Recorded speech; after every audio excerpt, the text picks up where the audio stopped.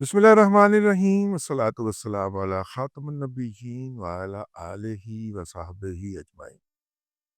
السلام علیکم ورحمۃ اللہ وبرکاتہ۔ آج ورلڈ بینک کے 8 ایگزیکٹو ڈائریکٹر پاکستان کے دورے پر آئے اور یہ 22 سال کے بعد پہلا موقع ہے کہ ورلڈ بینک کے ایگزیکٹو ڈائریکٹر پاکستان کے دورے پہ آئے ہوں۔ وزیر اعظم شہباز شریف صاحب نے ان کو چائے پانی پلایا ہے، ٹھکر ٹھاکا ہے ان کے اعزاز کے اندر، ایک تصویر بھی جاری کی ہے۔ ہاں، لیکن آپ کو پتا ہے کہ یوتھر جو ہے ایسے موقعوں کے اوپر ایک اور کام شروع کر دیتے ہیں۔ یہ ہمارے گاؤں دیہات کے اندر ایک وہ گگڑے جس کو کہتے ہیں، اور ان کی خواتین کو گگڑیاں کہتے ہیں، ٹپری وانس بھی کہتے ہیں، خانہ بدوش بھی کہتے ہیں، ٹھیک ہے۔ اور یہ نارملی یہ لوگ جو ہیں یہ سینٹرل ایشیا کے ہیں، مہاجر ہوتے ہیں، یہاں تک آتے ہیں برِ صغیر تک، اور یہاں پہ پھر واپس جاتے ہیں۔ ان کا سفر ہے جو صدیوں سے جاری۔ یہ عموماً آ کر پنجاب کے میدانی علاقوں میں، دیہات میں، گاؤں میں بھیک مانگنے کا کام کرتے ہیں، اور مطلب کہ چھوٹی موٹی چوری چکاری بھی کر لیتے ہیں، اور پھر پنجاب پولیس کو جہاں پہ کوئی ملزم نہ مل رہا ہو ان میں سے کسی کو پکڑ کے تم دیتے ہیں، ٹھیک ہے۔ کوئی ان کا والی وارث نہیں ہوتا، نہ ان کے پاس کوئی نیشنلٹی ہوتی ہے۔ اب جب سے ہم نے یہ بارڈر بند کیا ہے تو یہ ان کی آمد کم ہوئی ہے، یہ جو افغانستان والا بارڈر ہم نے بند کیا ہے، ادروائز یہ ہر سال آتے تھے۔ اس کا ایک خاص طریقہ واردات ہوتا تھا، ان کی خواتین جو ہیں وہ مر گئے، مرد ان کے عموماً کام نہیں کرتے، وہ درخیموں میں بیٹھے رہتے ہیں، اور یہ جو ہے یہ گھروں میں مانگنے وغیرہ کا کام کرتی ہیں۔ ہاں، کام کرنے کا ان کا گھر میں کوئی صفائی کر دے، جھاڑو لگا دے، ان کو آگ لگ جاتی۔ ہاں، آپ نے دینا ہے دے، نہیں دینا نہ دے، کام میں نے نہیں کرنا۔ تو یہ اس طرح کے ہوتے ہیں۔ اچھا، ان کے مخصوص طریقہ علاج کار ہوتا ہے۔ آپ یہ مانگیں گے، آپ کو آپ کی توجہ گین کرنے کی کوشش کریں گے، کرتے تھے۔ میں نے جیسے بچپن میں دیکھا ہوا ہے۔ اچھا، فائنلی اگر کوئی ان کی طرف توجہ نہیں دے رہا تو انہوں نے کیا کرنا ہے، ان کی خواتین آپس میں لڑ پڑا کر، اور اس لڑائی کے اندر بعض اوقات وہ ایک دوسرے کے جونڈے پٹنے کے علاوہ، یعنی بال کھینچنے کے علاوہ، کپڑے بھی پھاڑ دیا کرتی ہیں۔ تو وہ محلے والے اگر اس کو توجہ نہیں بھی دے رہے، ٹھیک ہے، اس کے بعد پھر تو جو ساری ادھر ہی ہو جاتی ہے۔ یہ پی ٹی آئی دیکھ کے نا مجھے وہ گگڑیاں یاد آ جاتی ہیں کہ جب ان کی طرف کوئی توجہ نہ دینے کی کے موڈ میں ہو تو یہ ایک دوسرے کے کپڑے پھاڑنا شروع کر دیتے ہیں۔ آج کل ماشاءاللہ دونوں فریقین جو ایک دوسرے کے کپڑے پھاڑ رہے ہیں، ان دونوں کو جناب عمران احمد خان نیازی کی سرپرستی حاصل ہے۔ سمجھ تو سی گئے ہو میں کی کہہ رہے ہیں؟ دونوں جو ہیں وہ ایک دوسرے کے کپڑے پھاڑ رہے ہیں۔ تو میں نے بات شروع کی تھی آئی ایم ایف کے ڈیلیگیشن سے، تو گگڑیوں کی طرف نکل گئی۔ تو ورلڈ بینک جو ہے وہ پاکستان کو اگلے 10 سال کے لیے $40 ارب دے گا۔ $20 ارب اس میں ورلڈ بینک کا سافٹ لون ہوگا، جس کے اوپر شرح سود 1% سے کم ہوتی ہے، اور باقی 20% جو ہوگا وہ I F C international finance corporation جو ورلڈ بینک کا ذیلی ادارہ ہے اس کے ذریعے دی جائے گی۔ یوں پاکستان کو سالانہ $4 ارب کی یہ امداد ملا کرے گی۔ مین اس کا فوکس ایسے علاقوں، خصوصاً بلوچستان اور کے پی کے کا ڈیرہ اسماعیل خان سائیڈ کا جو علاقہ ہے، جہاں تک ریاست کا انفراسٹرکچر صحت اور تعلیم اور پینے کے پانی اور سیوریج کے حوالے سے، اور گاؤں دیہات کی گلیوں وغیرہ کے حوالے سے ابھی تک نہیں پہنچا، وہ پہنچانے کا اہتمام ہوگا۔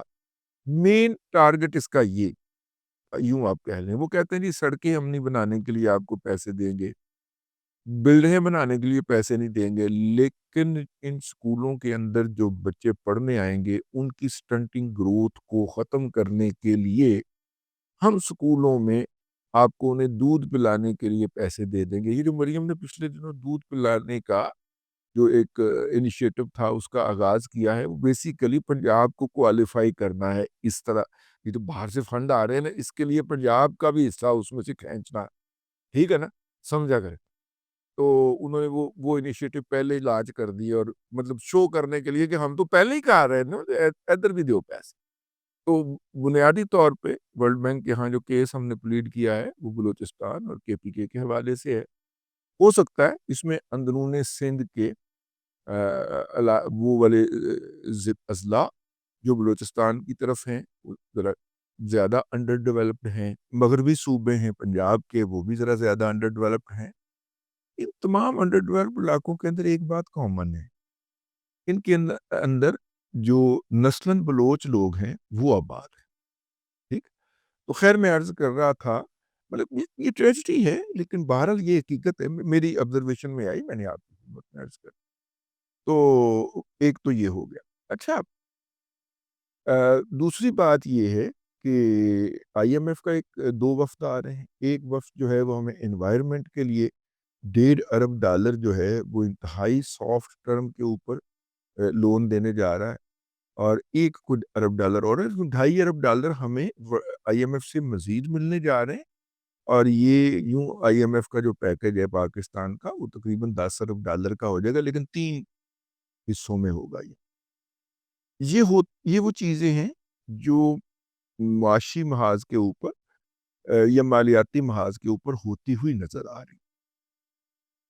اچھا، کیا یہ چیزیں اگر عمران احمد خان نیازی صاحب کر رہے ہوتے تو کیا وہ نوبت آتی کہ جنرل باجوہ صاحب ان سے ہاتھ اٹھا لیتے؟ آپ جنرل باجوہ صاحب کے جتنے بھی لوگوں کو دیے گئے جھوٹے سچے انٹرویوز ہیں، اور وہ تمام انٹرویوز جو کہ اس وقت سوشل میڈیا پہ بھی پڑے ہوئے ہیں، جو لوگوں نے تحریری شکل کے اندر لکھے ان سے بات کرنے کے بعد جنرل قمر جاوید باجوہ صاحب سے، اور یا پھر ولاگز کی شکل کے اندر دیے، ان دونوں صورتوں کے اندر باجوہ صاحب کی جو گفتگو ہے عمران احمد خان نیازی کے حوالے سے، اس میں آپ کو ایک نقطہ مشترک نظر آئے گا کہ باجوہ صاحب PTI کی حکومت کو کہتے تھے کہ ہم نے یہ ماحول سیٹ کر دیا ہے، آپ جا کے یہ کام کریں، مالیاتی محاذ پہ ہمیں باہر نکلنے کی ضرورت ہے.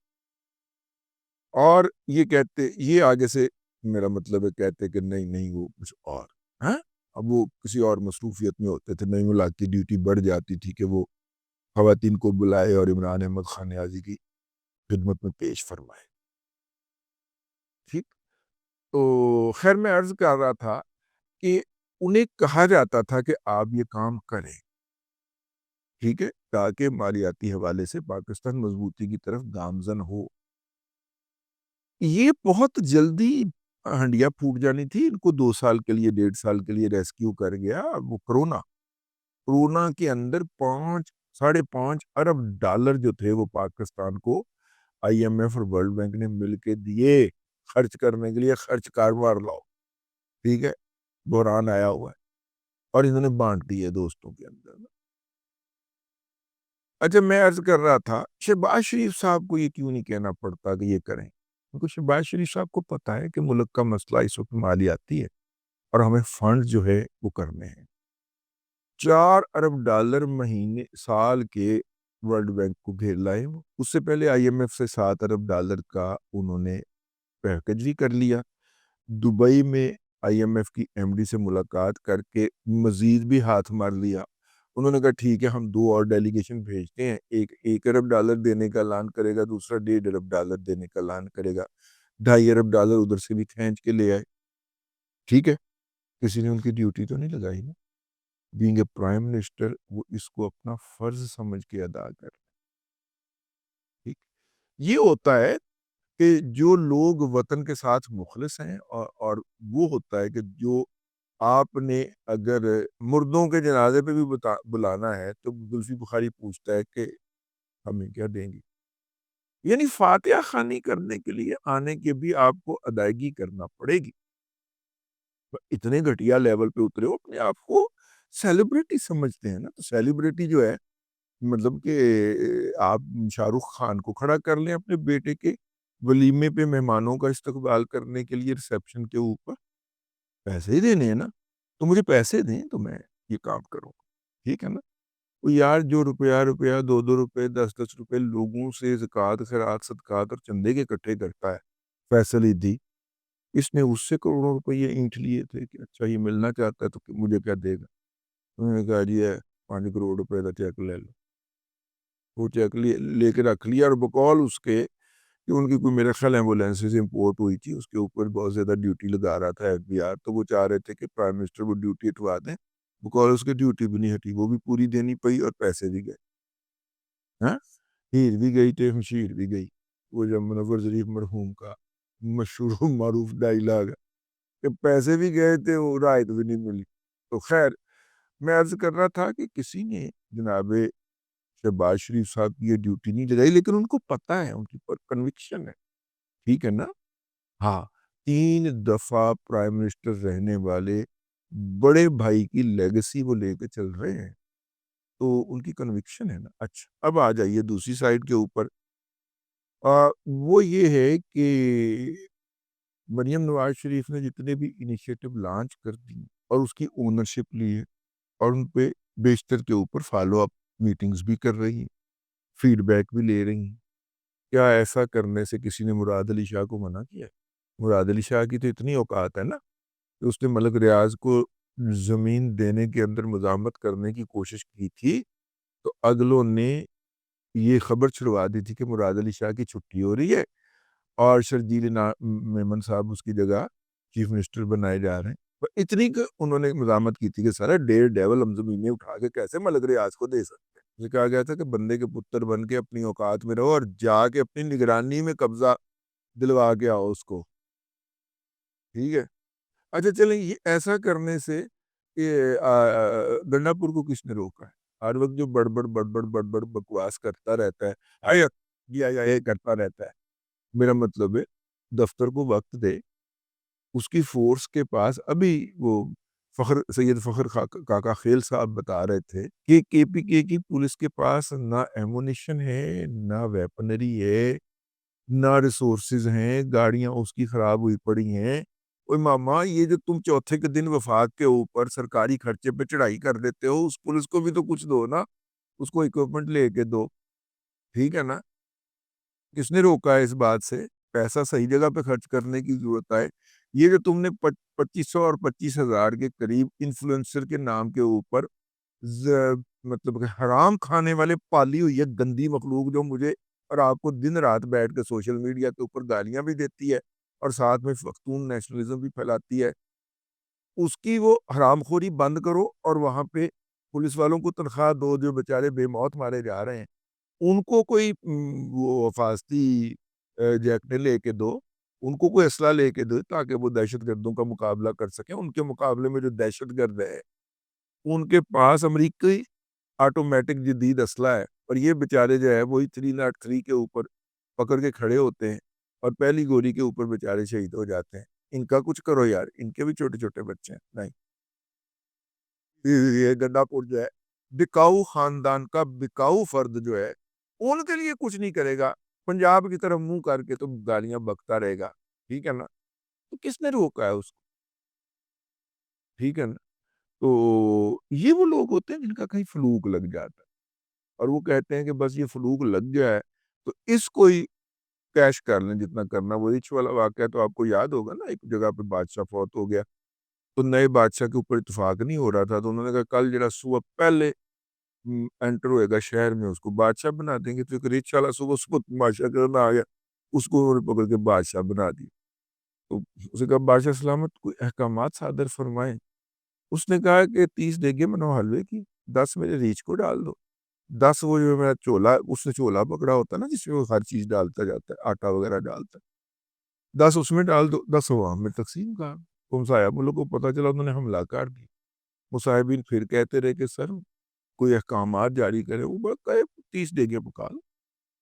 جب وہ دشمن کی فوج پہنچ گئی، شہر پناہ کے اندر داخل ہو گئی، تو انہوں نے کہا اب کوئی احکامات صادر فرما دیں. میں نے کہا میرا چولا مجھے دے. ریچھ کی رسی پکڑی، ہم تو جا رہے ہیں، آپ جانے، آپ کا ملک جانے. یہ علی امین گنڈا پور وہ ریچھ والا ہے. بعض لوگ کہتے ہیں وہ ریچھ ہے، نہیں، یہ وہ ریچھ والا ہے. ٹھیک ہے نا؟ ہاں، بس فلوک لگ گیا تھا. اب تک کے لیے اتنا ہی، اگلے ولاگ کے اندر پھر حاضری ہوگی. اللہ تبارک و تعالیٰ آپ کو آسانی عطا کرے.